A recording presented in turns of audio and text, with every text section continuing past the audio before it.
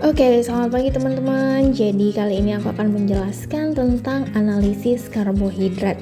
Jadi sebenarnya karbohidrat itu bisa dianalisis dengan banyak cara, cuman untuk kali ini aku akan membahas 3 cara uji kualitatif dari karbohidrat.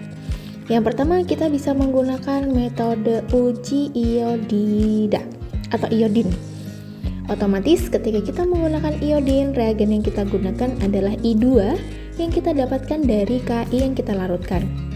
Nah, uji iodin sendiri itu pastinya punya fungsi ya, yang berbeda dengan uji yang lain.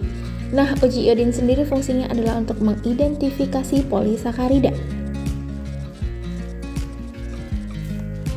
Polisakarida mengandung yang namanya amilum di dalamnya. Nah, ketika amilum ini kemudian bereaksi dengan reagen I2, dia akan menghasilkan yang namanya senyawa poliiodida. Tapi dengan catatan dia dipanaskan lebih dulu ya. Kemudian setelah dipanaskan, poliiodida itu akan membentuk warna biru sehingga kita bisa tahu bahwa senyawa tersebut sudah terbentuk. Tapi warna biru ini ketika kita dinginkan ya, kita cooling gitu, dia akan menjadi bening. Tapi kalau misalnya kita panaskan kembali, maka dia akan kembali lagi menjadi senyawa berwarna biru. Nah, warna bening tersebut terjadi karena adanya proses. Jadi ini disebabkan karena proses pelepasan ikatan antara I2 dengan glukosa. Kemudian untuk uji yang kedua, kita punya namanya adalah uji Seliwanov. Jadi itu adalah nama penemunya ya. Uji Seliwanov sendiri memiliki fungsi yaitu untuk dia membedakan antara aldosa dan ketosa. Jadi dia itu akan tahu gitu ya, nanti gula yang termasuk dalam golongan aldosa itu yang mana, ketosa itu yang mana. Misal aku di sini punya sampel karbohidrat yang merupakan golongan dari ketosa. Kemudian atau dia punya ini ya, punya gugus keton. Kemudian akan aku reaksikan dengan reagen Seliwanov yang mengandung HCl. Kemudian akan terjadi dehidrasi dari si ketosa itu membentuk senyawa furfural, di mana senyawa furfural ini ketika direaksikan dengan resorsinol dia akan membentuk senyawa berwarna merah ceri.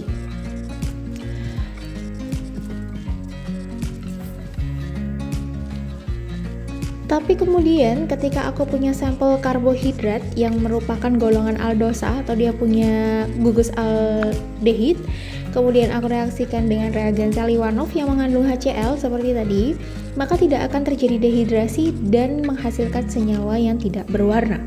Kemudian next, yang ketiga kita punya uji fenilhidrazin. Jadi di sini reagen yang kita gunakan ada reagen fenilhidrazin, di mana uji ini memiliki fungsi yaitu untuk membedakan antara glukosa dan galaktosa.